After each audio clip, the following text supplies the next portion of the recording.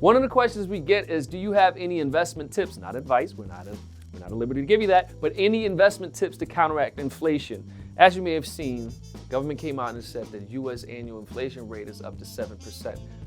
Okay.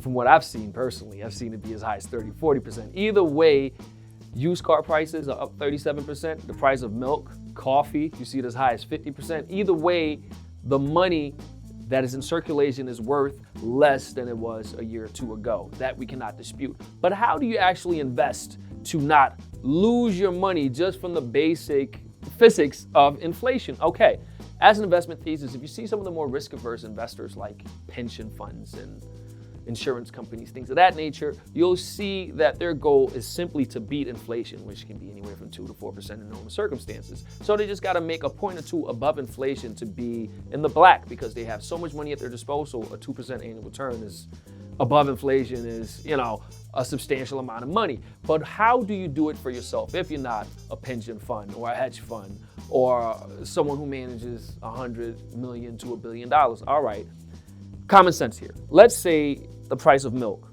goes up from $2 to $3. Let's say coffee goes up from $1 to $1.50. And if you're seeing more money get pumped into the economy and in circulation and people actually buying, what you'll see is that the companies that sell these products will get increased revenue.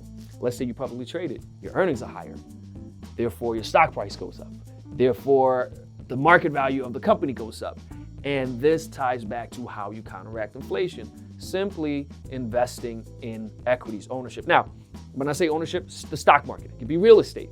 If you look at the rate of return on the popular index funds, the S&P 500 index funds such as QQQ, SPY, VOO, over the past 1-2 years, you'll see that they've gone up pretty much at the rate of where inflation really is versus what they're telling you. And that's one of the ways you can do it. Ownership, because it's all tied to that. Think about it. The price of rent goes up, you own the property values go up. It's very simple. So that's how you counteract inflation.